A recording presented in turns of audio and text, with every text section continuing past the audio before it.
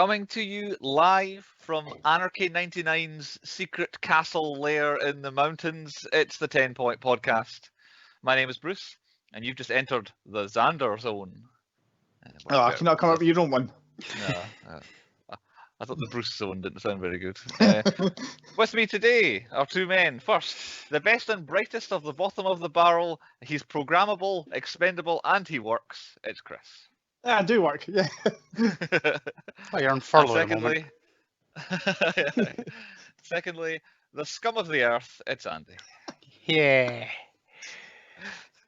Yeah, I thought they summed the two of you up very well. We are the 10 Point Podcast. You can listen to us wherever you listen to podcasts. Every single podcast app in the world, you can find us there. Type in 10 Point Podcast, all letters, no numbers, and you will get us there. Usually a little purple icon with a little microphone. That's us. Get us on the social medias too, Facebook and on Twitter. You can find us again, 10 Point Podcast, all letters, not numbers.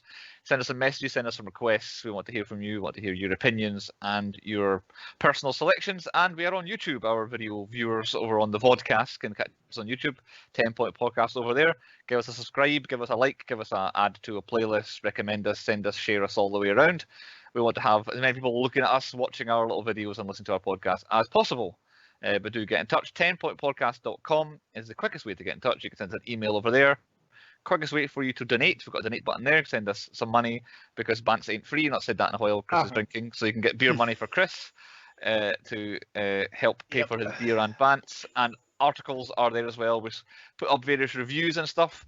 Do we have a Snyder Cut review yet, Andy? I know one's going to be coming soon, I'm sure. Not yet, but I've watched it. I watched it too. I have not yet watched it because my spoiler, non-spoiler free review, because you can't really spoil a film that's been out for fucking ages. Well, exactly. Is 4 hours. Doesn't seem that long. It's pretty. 4 hours does fly by. The ending's 100 times better than the original. Okay. The CGI's better somehow. There's no moustache gate. Yeah, there's no moustache gate. That's fucked off. The music's all over the shop and shit, actually, in this cut. The music is definitely shitter. Okay. And why the fuck is it not in widescreen is my biggest takeaway. Like, what the actual fuck? It's in 4:3, which is technically IMAX screen, but when you watch it on a telly, it looks like you're watching it on an old 90s telly. Okay. So, luckily my TV managed to stretch it and not without only cutting a few inches off, but fucking hell. What a dick move. So is it better? Overall, yeah, it's definitely better. I can't remember much of the last one because I've kind of purged that from my memory, so I can't really compare it. So I'm going to go back and watch that one at some point. I wouldn't. Shite. But I did enjoy it. You enjoyed it, yeah. Like Andy said, 4 hours just flies in. All right, okay. And Affleck's the bomb. I felt like 4 hours is too much. Affleck is the bomb. 10 Point Podcast favourite. I can't remember in the last one. There's a couple of F-bombs. No, these are all new added. They're newly added F-bombs. Same with all. There's a lot more gore in this one because obviously it wasn't a PG-13, so a lot more gore. All superhero films should be rated R. just superheroes ripping people apart. Exactly, yeah, that's the whole point. You're a big fan of The Boys, of course, so that's where that comes from. Yes. Anybody else get anything else that wasn't the 4 hours of the Snyder Cut that they watched in the last week? Nope, that was it. That's all the only film I've watched. All your eggs in the one basket? Yeah, I just watched a load of garbage, so nah, just Snyder Cut. Nothing worth recommending. The only thing I watched worth recommending is Creed. I'm working my way through the Rocky films now. Rocky Balboa did, in fact, reinvigorate me. So, Creed, thumbs up. I thought it was going to be something different, but no, it's just another Rocky movie, just with a different boxer. But Creed, it's pretty good. It fits in fine with the rest. So I've got one to go, Creed 2, although I believe there's a Creed 3 coming, but Creed 2, and I'll have done the whole Rocky movie series in the last couple of months or something like that. But that's it. What a waste of your life. Last week. Any dreams, Andy? Anything that you've created in the last week? Nah, I'm still having a few Mortal Kombat dreams. I'm buzzing for that. That's just a few more weeks. Just for a few more weeks. I'm not Shang Tsung in them, though, am I? No. We'll see. It could be a sequel at some point in Andy. But on to the podcast for this week. The point this week is the 2002 action-adventure thriller XXx. on point number 1 on the 10 Point Podcast. Don't Triple Google X that. brought to you by Sony Columbia Pictures, Revolution Studios, and Original Film. I couldn't find much in the way of limited crossovers, but one of those studios did 21 Jump Street that we earlier did this season, but no idle hands showing up again, as it seems to do every single week on the podcast. The film, directed by Rob Cohen. High points of his directorial career are Dragon, the Bruce Lee story, Dragonheart, not related to Bruce Lee whatsoever, Daylight, Fast and the Furious, the first one. Then he made XXX, and after that, Stealth, The Mummy, Tomb of the Dragon Emperor. Is that The Mummy 3? That's the shit one. That is the shit one. Brendan Fraser. And then The Hurricane Heist was the last movie that I at least I recognised. watched that. That was shite. Not a bad cast, but yeah, I remember. And then his career drops off for some unknown reason. Out of nowhere, just he stopped making films, but we'll carry on. The film, XXX, written by Rich Wilkes, who has even less of an IMDb background here. He has 4 big-time writing credits and feature films. Airheads was his first ever feature film, which, again, another thing that comes up every single week on this podcast is Airheads. Glory Days, talking of Affleck being the bomb, a Ben Affleck film. XXX, and then a couple of years ago he wrote The Dirt, the Motley Crue biographical film. And they're the big 4. He has nothing else that he really wrote that is anything of a gigantic success or even much in the way of a feature film. XXX stars Vin Diesel. You may have heard of him. His background in big-time films: Saving Private Ryan, The Iron Giant, Pitch Black, and Riddick, the entire series, the whole Fast and Furious series, with the exception of the spin-off of The Rock and Jason Statham in it. Then XXX and Guardians of the Galaxy and the MCU beyond that. Is that Vin Diesel? I missed out some other odds and ends. Has anyone got a specific? Aye, he's a Vin number Diesel one film artist. He is, in fact, yes, a pop star in mine and Andy's hearts. Anyway, I don't know if he's. What? He's released 2 bangers, Chris. Have you ever heard these bangers? Actual bangers. Oh, you got to go on Spotify and type in Vin Diesel. He's got 2 songs coming out. We're waiting for the album to drop. It's gonna be amazing. Literally, there's some scenes in this film that would have been better having his music in it than some Yeah. of like some of the nightclub scenes would have been better having his songs, I think. But they were the high points of Vin Diesel's career. Not as much. I thought he might have been in a few more things than that, but they were the main high. But then he isn't a thing, and it makes like 5 of them, so it does fill up a lot of his time, I guess. But speaking of being in a lot of things, co-starring with Vin Diesel, we have Samuel L. Jackson, and I picked out some big things and things dear to my heart and things I've seen him in recently for Samuel Jackson. Coming to America, Do the Right Thing, Jurassic Park, nearly every single Quentin Tarantino film, Die Hard with a Vengeance, Sphere, which when I saw it, I was like, oh yeah, he was in Sphere. The Star Wars prequel trilogy, and then like every sort of kind of game and TV show spin-off of that. Deep Blue Sea, Shaft, Unbreakable, and Glass. Grand Theft Auto San Andreas, he was amazing in that. The Incredibles, Snakes on a Plane, The Other Guys, Kingsman, The Secret Service, Kong Skull Island, and then also nearly every single of the MCU, every single movie of the MCU. He is in most of that as Nick Fury as well. Any particular Samuel L. Jackson roles that I did not mention that you guys? Snakes on a Plane. I said Snakes on a Plane. It was about 3/4 of the way through my Snakes list. on a Plane. One of the Kingsman films. He's got Said that you will, you bell end. or something. Yeah, I think he must have got tired near the end of my Aye. list there. They were like 2 of the last 3 things I said. But yes, everything. He still has fewer credits than Dennis Hopper did last week. Dennis Hopper, despite dying 10 plus years ago, still has made 30 odd more things than Samuel L. Jackson has. But 187, I think it was 187 was what Samuel L. Jackson's IMDb credits were at this point. So there are 2 main stars. I did not do the female lead in this film because I thought, she was second credited, but Asia Argento, whatever her name, Argento, is that what you say it? Mainly Italian films and then unsuccessful Hollywood films was her background, so I skipped over her. But she is very famous in Hollywood. She's very famous in Hollywood. For other reasons which we can't dive into. Right. XXX though. Budget of 70 million. Seems quite low. 70 million for XXX. Opening weekend in the US, 44.5 million. Final US gross, 142 million. It doubled its money on home soil.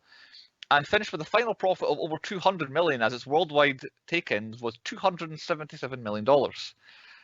And it got a sequel. I'm assuming that's why, because it made a hell of a lot of money for Sony Columbia Pictures. And nobody wanted to take part in the sequel. Yes. 9th of August 2002 is when it came out, which means it was firmly for 2003's award season, which we have not really touched on, so I'll touch on it while I go through XXX's nominations it got. It was nominated almost 1 year later. It was about 10 months after it came out at the 2003 MTV Movie Awards. Nominated for Best Male Performance for Vin Diesel in XXX. He did not win. He lost to Eminem in 8 Mile. That was allegedly the best male performance of 2003. Best Movie at the MTV Movie Awards. Pick your winner of these 5. Barbershop, 8 Mile, Lord of the Rings, 2 Towers, The Ring, and Spider-Man. What was your best movie out of those 5 at the 2 MTV? Towers. Lord of the Rings, hands down. Lord of the Rings did win, and I think quite comfortably won when you look at the list there. Helm's Deep, what a battle. The peak of the Hobbit and Lord of the Rings series in my eyes was that bit. 2003 Razzies also got a mention for XXX. I can't quite work out what this title of this award's meant to mean, but I'll read it how I first read it. Nominated for the most flatulent teen-targeted movie, but it could be read as the most flatulent teen-targeted movie. I don't know which one it actually is. I don't know why XXX is in this category. I've never heard of this category before, but nominated for most flatulent teen-targeted movie, XXX. Nominated alongside Crossroads, 8 Crazy Nights, Jackass the Movie, and Scooby-Doo. It lost because Jackass won the most flatulent teen-targeted movie. Maybe because there's a secret fart in there? I don't know. Sticky farts. It's like an extra bad movie category at the Razzie Awards. It's not worst picture. It's a different one altogether. But yeah, Jackass won. It feels like it was an award specifically to give Jackass something. But yeah, it lost. It was nominated. I thought it was going to be Vin Diesel when I saw that it got a nomination. I thought someone was going to say Vin Diesel, but it wasn't. Worst Picture, 2003. Pick your winner or loser of these 5. The Adventures of Pluto Nash, Eddie Murphy kind of space comedy thing. Crossroads, the Britney Spears first movie kind of adventure she tried. Pinocchio, an Italian version, but not Chris's one. Whoa. A previous Italian Pinocchio. They seem to love that one. Star Wars Attack of the Clones, starring Samuel L. Jackson, of course. And then Swept Away, the Madonna and Guy Ritchie film that I feel like I've mentioned before in the podcast, so I may have done this year at the Razzies before. What was your worst picture of 2003 of those? Swept Away. It's got to be Swept Away, but Pluto Nash deserves it.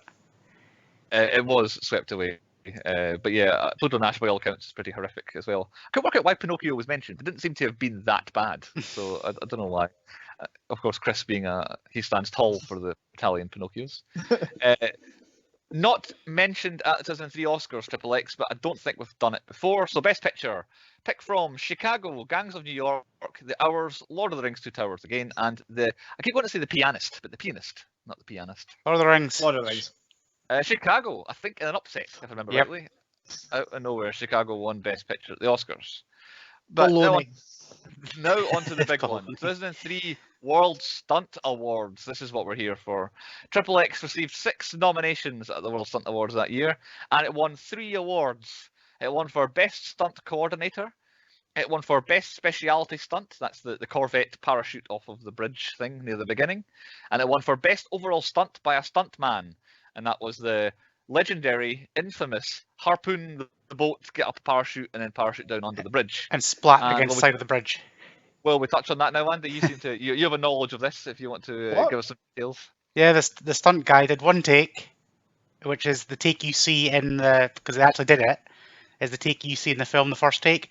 Then they did it again because the director said get a bit closer, and then they did it a third time and hit the side of the bridge and died. Seriously? Yeah, stuntman.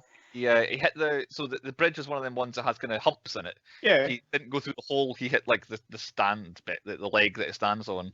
And I don't know if he was pronounced dead on the scene or whatever, but yeah, the first take is what's in the film. And blowing Chris's mind here. No more attempts after that. I never knew that. Yeah, I didn't know. Andy mentioned to me when I said last week how Andy had randomly mentioned this film before I picked it. It was because he was telling me about that stunt. All right. So, but yeah, the stuntman. I don't know if they filmed it late on into the movie or not. I couldn't find any more details about like what the particular stuntman had done.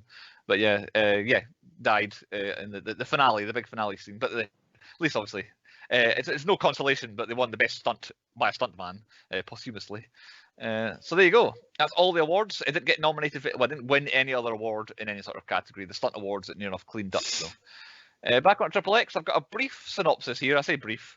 I couldn't find one that was long enough. It was all like one line of Xander Cage does this, and that was the synopsis for the film. So I've taken something off IMDb and kind of altered it myself. So this is essentially the synopsis. National Security Agent Augustus Gibbons, Samuel L. Jackson, seeks a new type of agent. Extreme sports fanatic Xander XXx Cage is infamous for his wild and often illegal behaviour. After his latest run-in with the law, crashing a senator's car, XXX's base is raided by a SWAT team and then he is drugged. He awakes in a diner where robbery seemingly is taking place, but he easily thwarts it, noticing several clues that point to the scene being a fake. Gibbon tells him it was a test which he has passed. XXX isn't interested, but is again drugged and wakes to find himself on a plane with other criminals. They are dumped in Colombia and come across a cocaine plantation where they are captured by the drugs cartel. XXX, I keep saying XXX in this. I didn't edit that bit, so I'm going to start saying Cage because it's too many syllables saying that. Cage believes this is another setup, but as events become serious, he realizes it's real and escapes when the Colombian army moves in, only to be captured again by the NSA. Gibbons gives Cage a choice: work for the NSA or go to prison for a long time. He agrees to work for him and is sent undercover to the Czech Republic and infiltrates Anarchy 99. The leader of Anarchy 99 is Yorgi, an ex-Russian soldier. Cage finds himself attracted to Yorgi's apparent girlfriend, Yelena, and he negotiates political asylum for her so she can live in America. Anarchy 99 are planning a series of chemical weapons attacks on cities, and they plan to use a seafaring drone called Ahab to launch the attack. Cage works with the Czech Special Forces to raid Yorgi's castle, chaos ensues, and Yorgi and his cohort escape, but they get hunted down and Cage kills them. After this, XXX tracks down the drone, parasails onto it and destroys it, and our story ends with XXX and Yelena vacationing in Bora Bora. Whilst there, Gibbons informs them that something else has come up and asks them if they have Ice Cube's phone number. Which version did you watch? Because I watched Amazon Prime and it was 2 hours and 4 minutes long. Were you guys the same version? Yes. Good. Because I was worried that there might be the extended XXX cut of XXX or something like that. So we've got the same one, and I picked it because I wanted to do a Vin Diesel film, and I didn't want to do a Fast and Furious one, not just yet. And I thought, I've seen this once, and I'm excited to watch it again. Had we all seen it before we picked it on the podcast? I had, but I only remember like so much of it. Yeah, same for me. It's a very blank in my memory. On to point 2 then, and that is the high points, what we thought the best bits of the film were. And I feel like, Andy, why don't you lead us off with the high points? Good, because I'm taking us back. The opening, Good. This is how you start a film. Rammstein, boom. You can't Like- beat it. Like It's everything an else that absolute happened at belter. the start was a bit shit, but Rammstein playing made up for it. Well, immediately the film starts and every line of dialogue is in a foreign language, and I'm like, am I supposed to have subtitles on this here? So I went back to the beginning, turn subtitles on, and I'm like, okay, and it comes up bang, bang, and I'm like, I know that bit, bang, bang, and, the song's going on. And then it gets to the bit where Yorgi speaks on the phone, or whatever it is, it just goes, speaks Russian, and I'm like, you bastard, you made me wind back to the beginning. I thought, oh, maybe the subtitles had, because there was a film we did recently where some of the foreign lines were in something that didn't come up for me. I'm always kind of panicking when we're doing that if we watch something that's foreign, and it's like, they're going to start talking about the foreign language, and I haven't got the foreign language. Why is it not popping up in the subtitles? Yeah. And it never happens, so I'm glad it's not just me. Yeah, speaking Russian is all I got out of all the detail there. But yeah, a good start. Almost up there with, like, you talked about Mortal Kombat, how you can't start a film better than immediately that song coming on. This isn't far off it. Like, straight away it starts playing is the first thing you hear is, what's it called again? Fire Fry? Fry. Oh, Bang, yeah. bang. Bang, Watching. bang. Yeah, I got that. None of the other lines came up in the subtitles. Just bang, bang, kept coming up over and over again. I think this film started my love for Rammstein. I wouldn't be far off, to be fair, as well, yeah.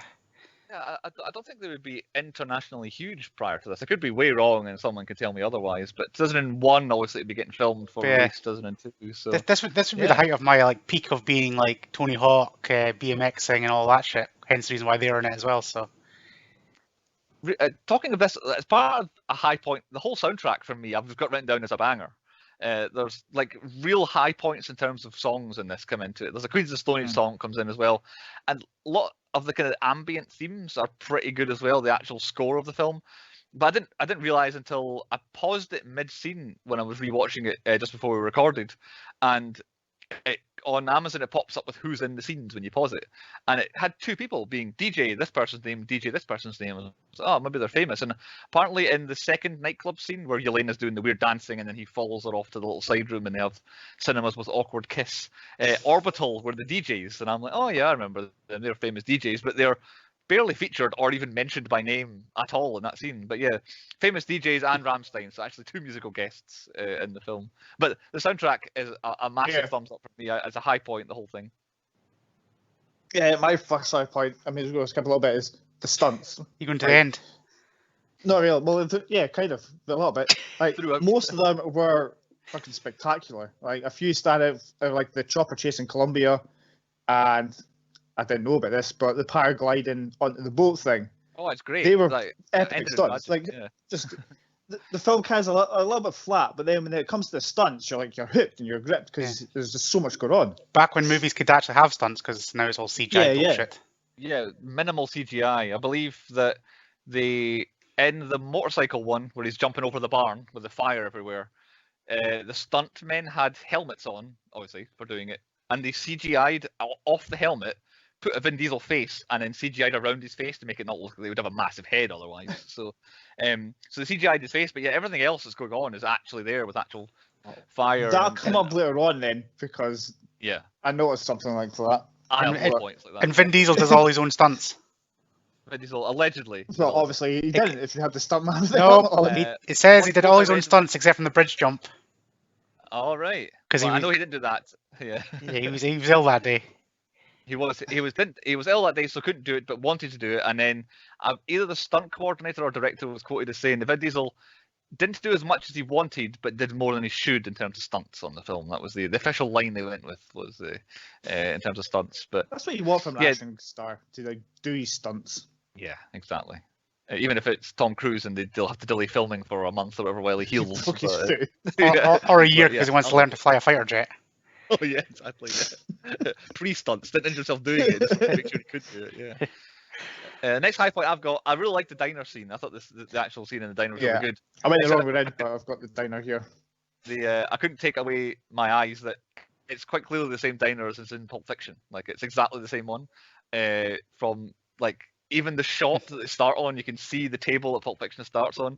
And for Samuel L. Jackson to be there as well is quite funny. But the whole scene is great, and then him explaining like how he worked it out and all that. I thought it's quite a nice little twist. Not a massive twist, didn't blow my mind or anything, but yeah, the diner scene gets a big thumb up from me. I thought that was very good at the beginning.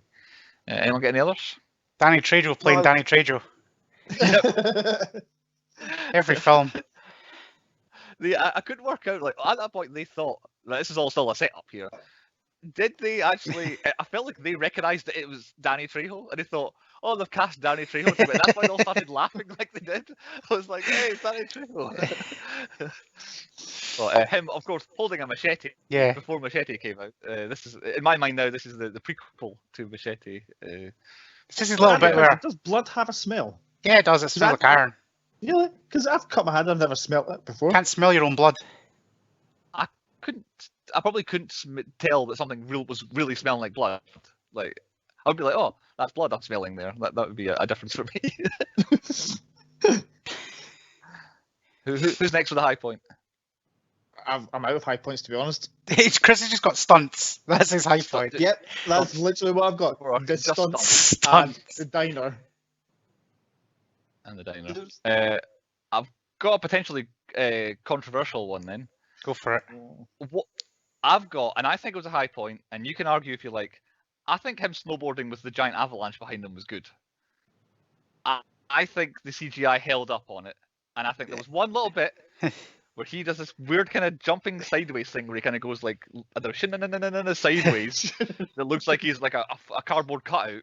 But I think all the other bits with the avalanche coming, I think is good, and I think it stands up pretty well. The shot of it first coming over and you see all the snow coming down, yeah, I'll give you that. I have issues where that seems to be the world's biggest mountain he's snowboarding down because he takes ages and the path does not make sense. Even when he blows it up, it's like, fucking hell, that's close. And then suddenly he's jumped off a massive bit of cliff again, and it's like, how high is this mountain? Like, he's going to need a fucking oxygen mask because he's taking so long to get down it.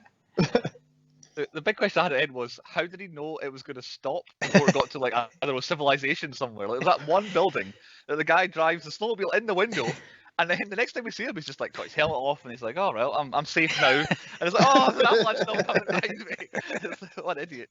But yeah, Triple X himself must have been like, "There's no town nearby here. I can start a massive avalanche. It'll be fine." But I think it stands up. I've got that as a high point. I very much enjoyed it, and it was about the 20th extreme sport thing to be in the film, so they had to get snowboarding in some way. So I thought, yes, that's my last high point. Was that? Now you covered all my high points now, so yeah. Mainly stunts. That seems to be the high Stunts. Points. Yep. Point 3 on the podcast, the low points. What we thought. Right, I'll take this over. Take over, Andy. Right, Samuel Jackson with hair. Nope. Shouldn't be a thing. He looks identical to what he does in Captain Marvel. That's the only thing I thought that works. Oh yeah, it looks like 1990s Samuel Jackson from Captain Marvel. I don't like Samuel Jackson with hair now. It's kind of like what do you call him? Effect. Mark Strong. The Mark Strong principle. Yeah.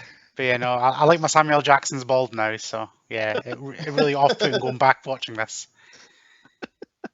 My major thing is the rip-offs of Bond throughout is like, and if I have to be specified, like the fake Q. Like, that guy was utter shite, and the gadgets were utter shite, except from the pervy goggles, because they were pretty cool.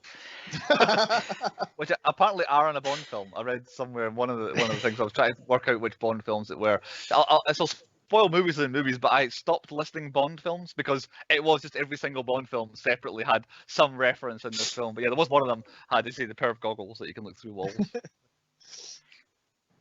My first low point is, do you know when we were just talking about in Colombia, when they're trying to escape, and his bike just sprouts wings and just magically jumps through the air. It is amazing though. That stunt is amazing. Goes through the fence. Like, there's no ramp. There's nothing. It just goes. Bunny hops it.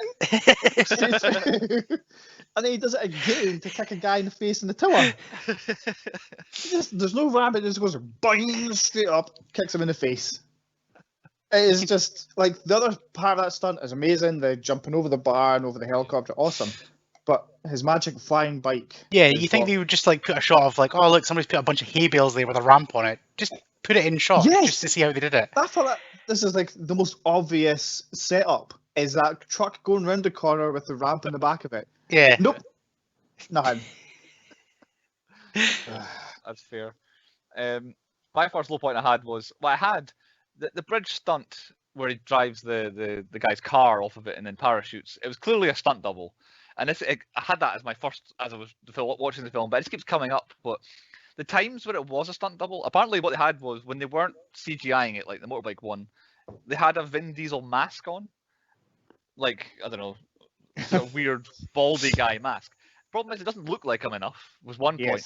The other thing is the stuntmen or stuntman that did it every single stunt had a different body type totally from what Vin Diesel was like. So as soon as it's not him anymore, you're like, you've got a foot taller, you've got really skinny every time. That one was really bad because they actually kind of focus on him, and it's quite clearly not Vin Diesel parachuting when they do it. I know that as well. An extra bit on top of that low point is Tony Hawk pulls up in a car. Andy likes Tony Hawk. It's his second favourite Tony Hawk film. And he says the following line, "Okay, it's him. Go, go, go, go." It's like, who else is it going to be? Like, just we're waiting for our pal to come and drive a car off this bridge and start parachuting. It's like, oh, someone else is doing it. Who's this? What's this other guy doing? Like, of course, it's him. It could have been one of the cops. It's like, fucking hell, the cops have got parachutes now. Yeah.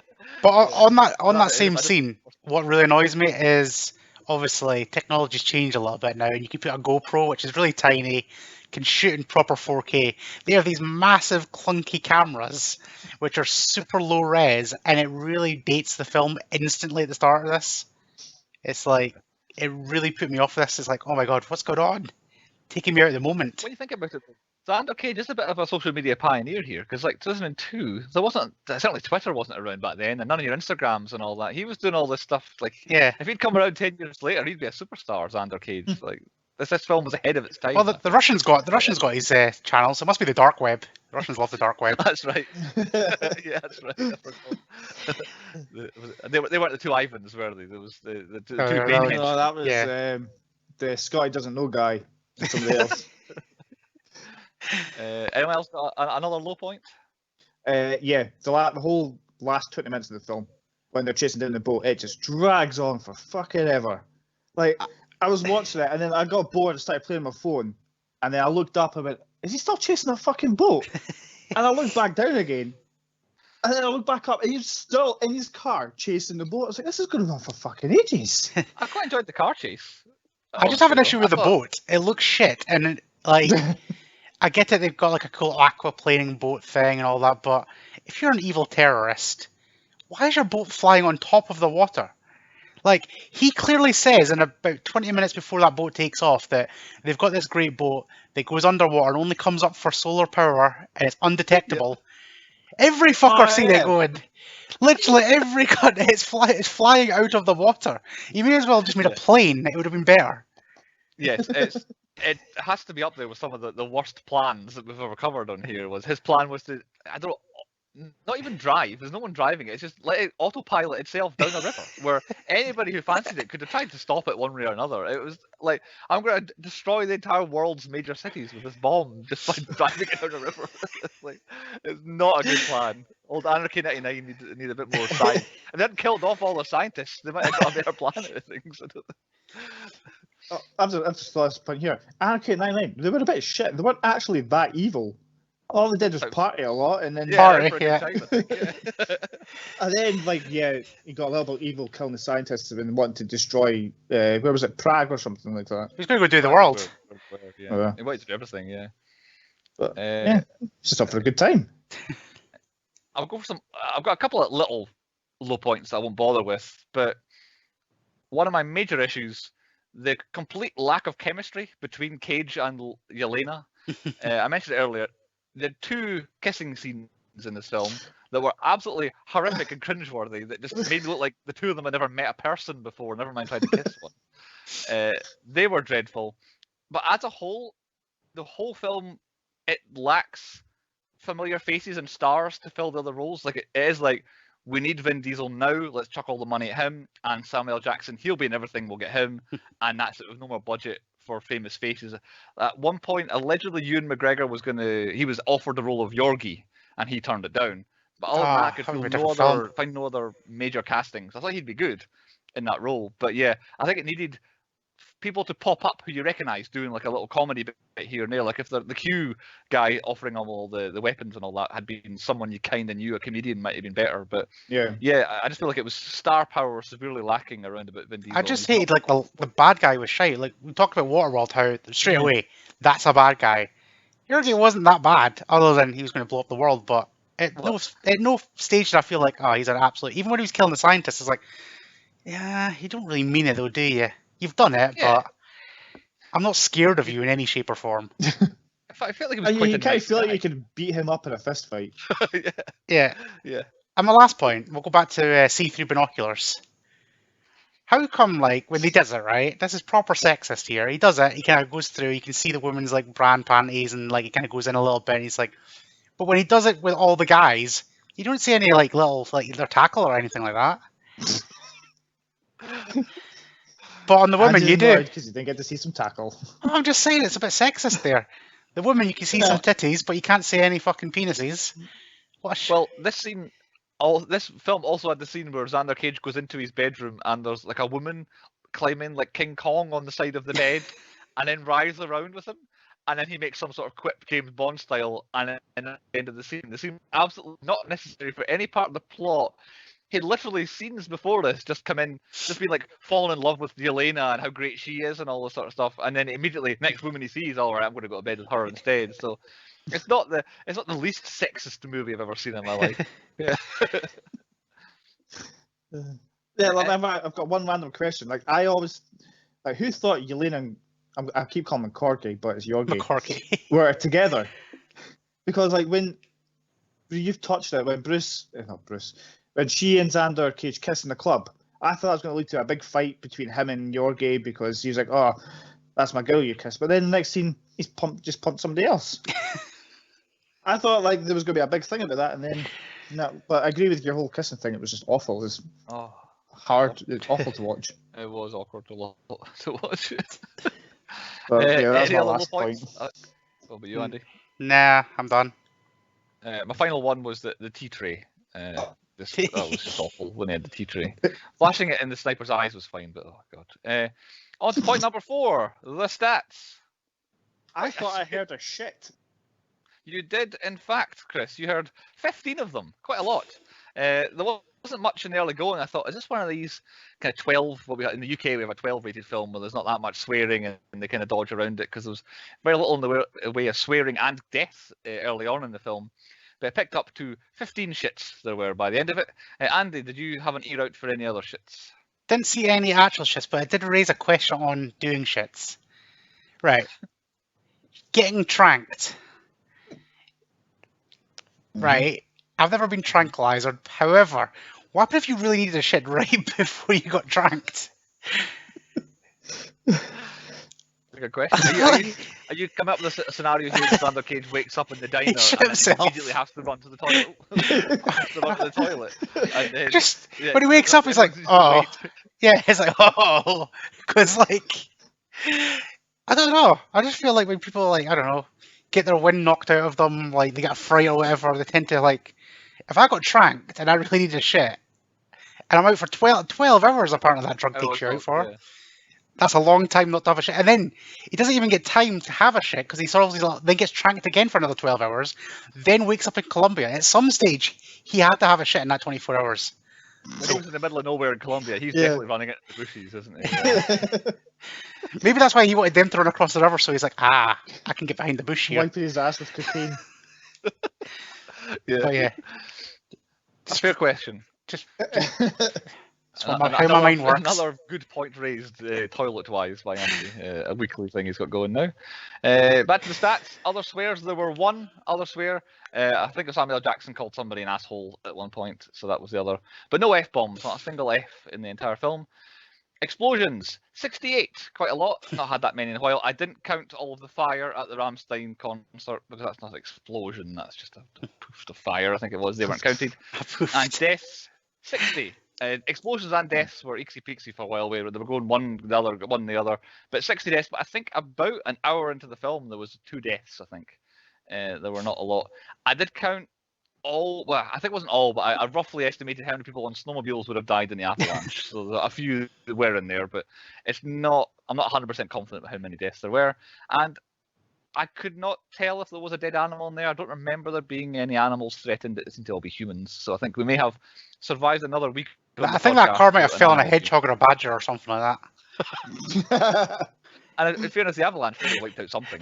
So yeah, no confirmed animal deaths. And the last thing I counted. Oh, did they say the thing in this movie? Did they say XXX? Yes. Yes. They did. Yeah. 4 times. It was all Samuel Jackson 2, XXX himself. And the other thing I counted was X's. How many X's I could see and how many X's were said. I thought there was going to be X's hidden everywhere. Like I thought, the background here, there was going to be a cross. Back here. There wasn't. There was very little in the way of that. I did not see. I thought about doing that, and then as I watched it the first time, I was like, there's actually nothing, so I'm not going to do it. Yeah, nothing at all. But there were 25 X's, nearly all said, but 4 in the first, I think, half hour of the film. 4 times we got a shot of just the back of Xander Cage's neck to show off his tattoo. I don't know what they wanted us to notice the 4th time they did it, other than, there's 3 X's on the back of his neck. But 4 times they did that. But 25 in total were the number of X's kind of seen and said in the film. Chris, any stats then, if you didn't count? No, because I was going to count stuff and it was pointless because it never worked. And there's no Wilhelm screams. There was no, I don't know, triples of anything. So it was pointless. It was a crap one for me. No stats. Well, that's it then. I didn't notice any feet other than that. I guess the woman rising in the bed probably had feet. In fact, there were loads of feet because the ones swimming in the really boiling hot fountain probably had their feet as well. So there you go. We'll fill in extra feet there. Andy, you don't normally have stats, do you? No. You save your talents for elsewhere. And speaking of talents, point 5 on the podcast is the quiz, the 10-point podcast quiz. And Chris, you are in charge. What have you got for us? I'm going to apologise for our listeners. He's done it. He's done exactly what I thought he was going to do. I've got exactly what you thought I was going to go. I have a list of films. I would like you to tell me the XXX porn parody, please. Right. What, they Right, actually exist, or do I have to make up my own? Oh no, they all exist. Ah, But if I'll be lenient if you get it close. So, who's going first this week? Andy. So are we looking for like a pun? Is that what we're doing here? Most of them are, yes. right. So Okay. the first one is called A Tale of Two Cities. Who's first? Is it me or Andy? I missed that. Andy. Tale Right, of okay. Two Cities. I just want to say a Tale of Two Shitties now. Oh, you're so close. There's a Tale of Two Titties? Cities. Ah, I'm not passing it over. I still had shit in my okay. brain. Right, Bruce. Uh-huh. It's a Wonderful Life.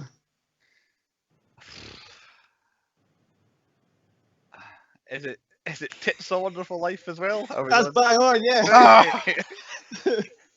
Andy. Cliffhanger. Cliffhanger? Oh, fucking hell. Cliffbanger. Oh, I'm going Come on. He's got better ones than the actual answer. Bruce. Forrest Gump. Surely not. Right, it's one of two. Which one is There it? is two, Oh, but right. the one that I've got. Sequel.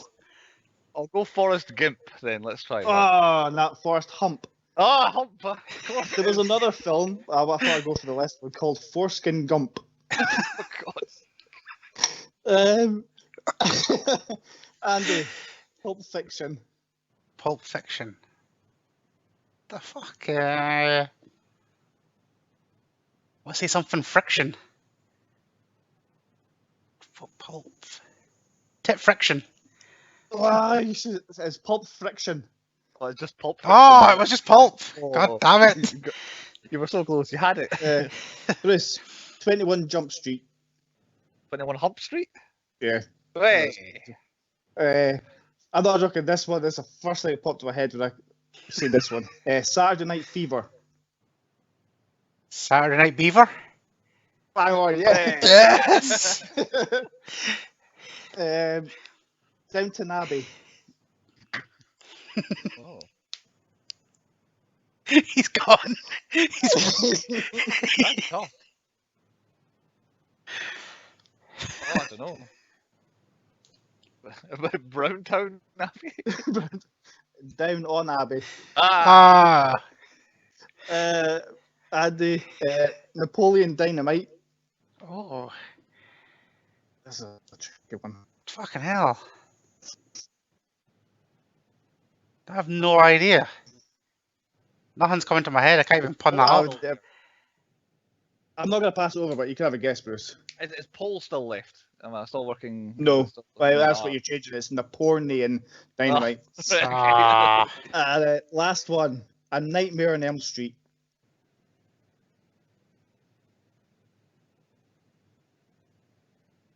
Nightmare. Surely it's Nightmare I'm changing, isn't it? So. Yeah, I don't know. I have to pass that one. Andy, no idea. I went Dream on Elm Street. Oh God's sake. Ugh. I called this that was- quiz I think- fucking was it straight 1-0? away, didn't I? I got two right at some point. 2-1. I think I got two. I was going to do questions about the film, but there wasn't actually that much, and I thought, do you know what, fuck it, I'll go. I with literally the called movie. this like pretty much the day after, saying it. And he was like, I so wish that he was doing the quiz so he could do it. So I was going to do it a different way. I was going to like basically say like a porn film and then a non-porn film. You had to guess which one was the porn film. that's right. Yeah. See, I thought about just saying the film, but actually I wanted you to say it instead of you saying it. Well, instead you had to give the right answers as we got. Yeah, I know. Oh well, a good laugh if nothing else. I think I won, but we'll check the Yeah. tapes and we'll find out for the end of the season if I did in fact win. On with the podcast then. On to point 6 is our movies within movies.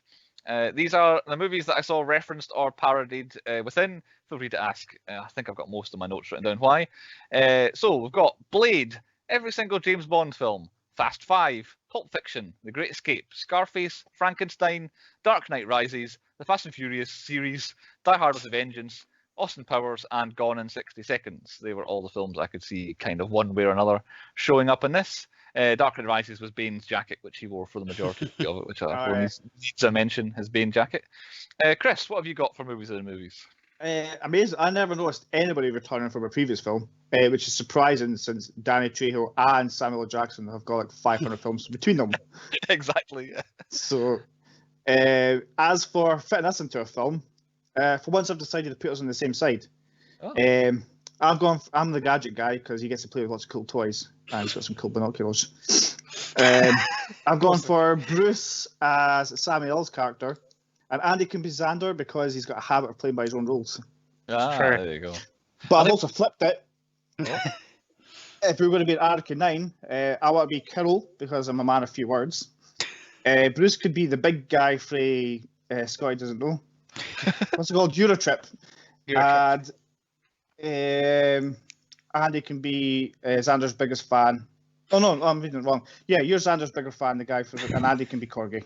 Yorgi. There we go. Not bad. I went down the random route of recasting us. I thought, because me and Chris, we kept hitting the same ones every single time, so I thought I'll try and get some different ones. So I've made, in the role that was made for Danny Trejo, I thought quite like Andy to be that role instead. I've gone for myself as Senator Dick Hotchkiss, just because I wanted to mention his name on the podcast, so I'll be him. And somehow, I tried to be as random as possible, and I still managed to cast Chris as the same one he gave himself. I've got Agent Shavers. That's the cue. Somehow we still got the same guy. I don't feel right cast myself as the main guy. I don't seem like big-headed or anything. Yeah, exactly. I go for like off kilter. But yes, movies and movies. The reason we're here is Andy is going to tell us the real movie within the movies here. Well, this one's pretty easy. There's two very flawless ones. Like, they're absolutely flawless. I don't even have to do a big leap. So basically, you've got The Fast and the Furious stars Vin Diesel. This stars Vin Diesel. They're actually the same character. This is just XXX is actually a prequel, and then he goes and gets his familia.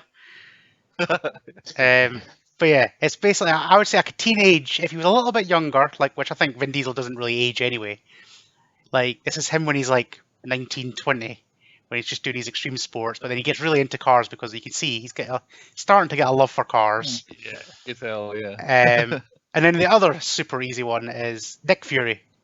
This is just another off mission for Nick Fury, where just before, like, he did the Captain Marvel stuff. Didn't really know what to do with himself. He thought, I know what I'll try and do. I can't get any superheroes, but I'll try and change bad guys into good guys. That didn't really work out for him. Then he found some superheroes. I can definitely see Xander Cage was meant to be the first Avenger, like after obviously Captain Marvel. Like, Xander Cage, like, this isn't really working out. Tony Stark over there flying around. I'll get him instead. Very good, very good. We'll stick with you, Andy, because point 7 on the podcast now has a title. It's called Andy's Hypotheticals. So why don't you hit us with them? Right, hypothetical. It's not really hypothetical. Well, it is for Chris. Bruce's is not. Chris, since you love a pair of binoculars, if you had those binoculars, how long would it be until you got bored with them, and what would you do with them? I'd do what probably every guy would do with them. But I'd get bored of them within a couple of minutes and be like, okay, that's fine. Chuck them away. Yeah, I'm pretty sure that Xander Cage used them for longer in this film than I would use them before I got bored with them. See, I don't know. Like, I wouldn't do the full pervy thing with them. I'd be like, I wonder what's behind that wall. And just, like, looking random, like, what's in a bank vault? And just going, like, I would probably scope out places. Do they have an Xbox Series X in that shop? I can have a look in there. Yeah, walking around places you know, thinking, I've no idea what's behind that wall. That's what's behind that wall. Just finding more and more boring things as you go along. But yeah, I've never been there. Right, and your one, Bruce. If you could do just one of any of these extreme sports / stunts, which one would it be? Oh, how did you get that one? Because you're a perv, and you've got a perv thing behind you. That's true. You could answer as well after this, Chris. What would I do? Of all the things he did in the film, I quite like the idea of the motorbike over the barn and the helicopter. Like, I would probably die, but that looks like the most fun. Snowboarding, I think that's like that's what a one and done. Like, you've got one chance to do that, and it's kind of, you got to reset the whole thing. The helicopter, you can at least go kind of just not jump, as it were. So I think probably the motorbike thing, stealing the car and parachuting would be a laugh. But I think jumping over the barn on the motocross. That would be my one, I would just keep it simple. I just want to be like parachuted out the back of the plane when he just rolls on the tarmac, because he lives for this shit. I was going for the snowboarding one. I thought it looked quite cool. You want to do snowboarding Means with an fun. avalanche behind you? Yeah. I think it'd be fun, but yeah, like I say, you can't be like, oh no. Once you've started, you're finishing.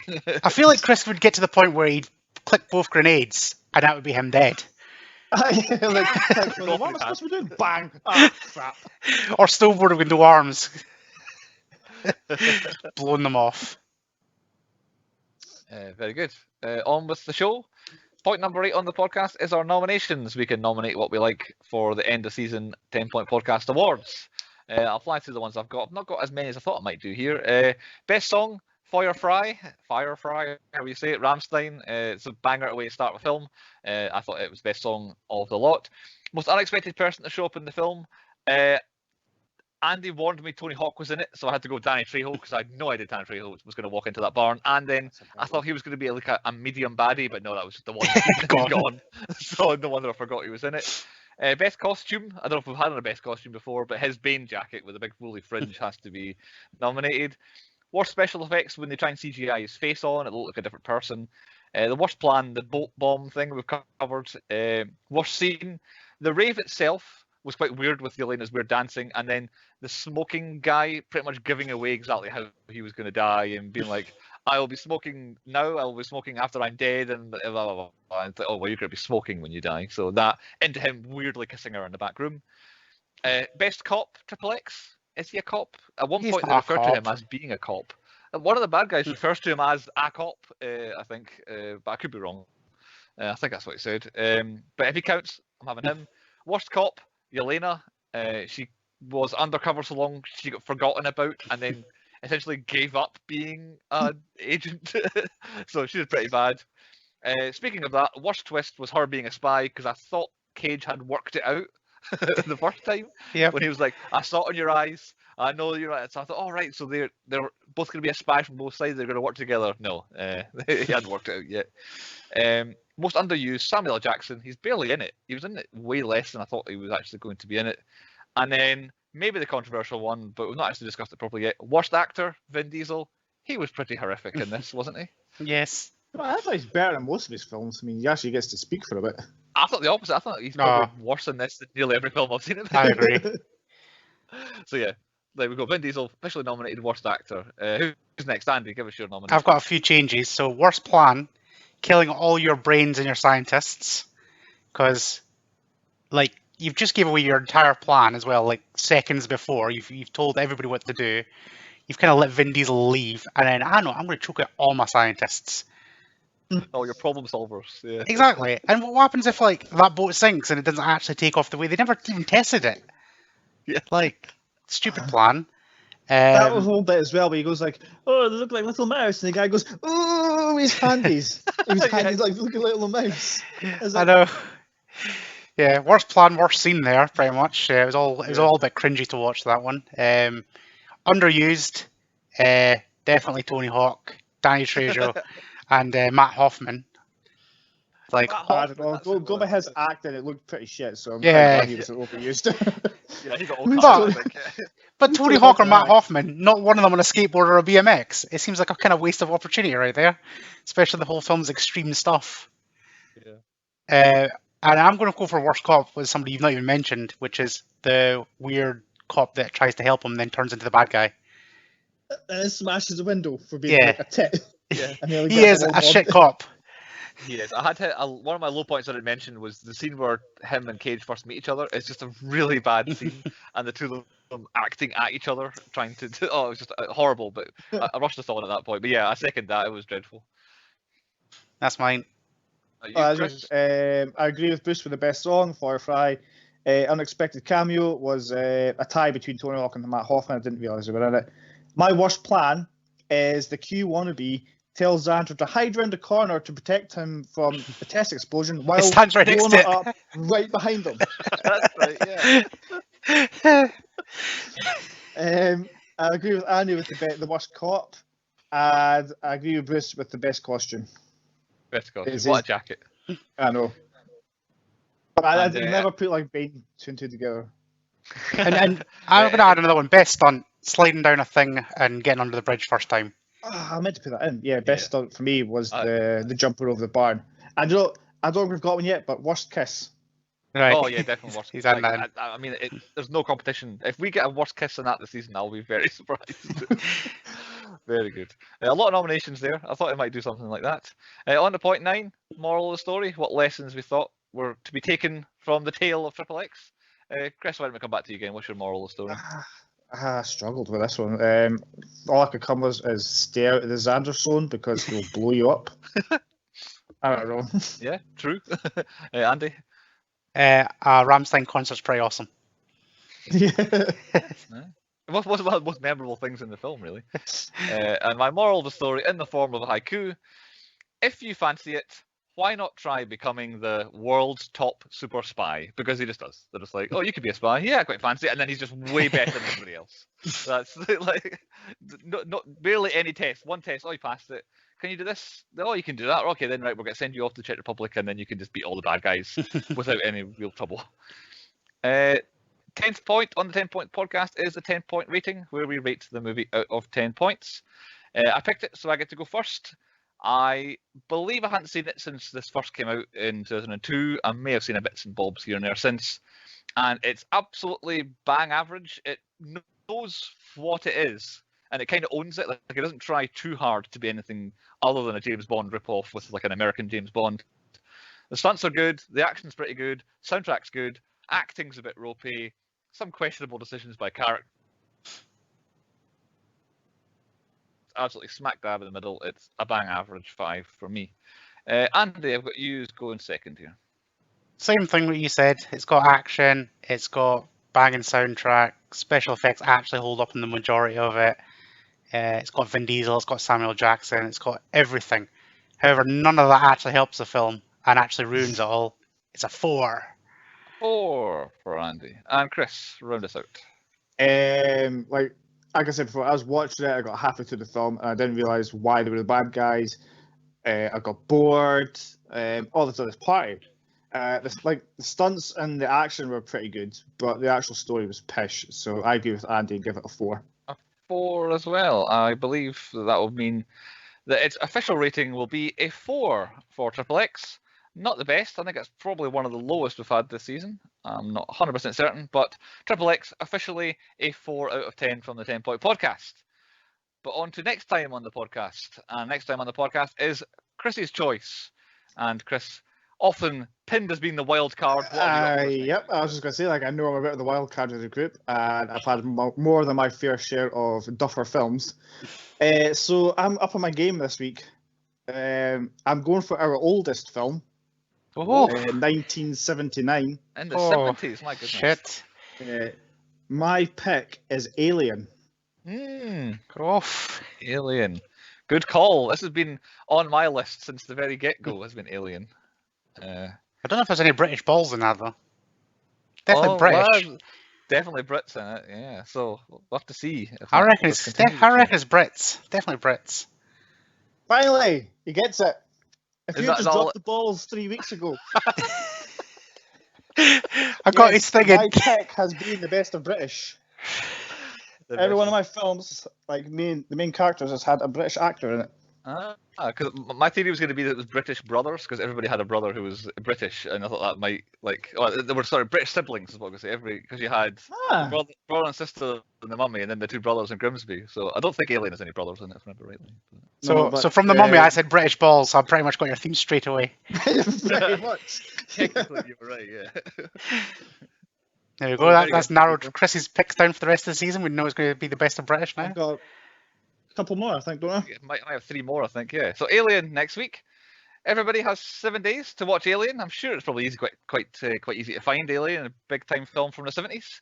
And we will all watch it, and we will check in with you next time on 10-Point Podcast on YouTube and wherever you like the podcast. Please like and share and subscribe, and farewell from the 10-Point Podcast for 7 days.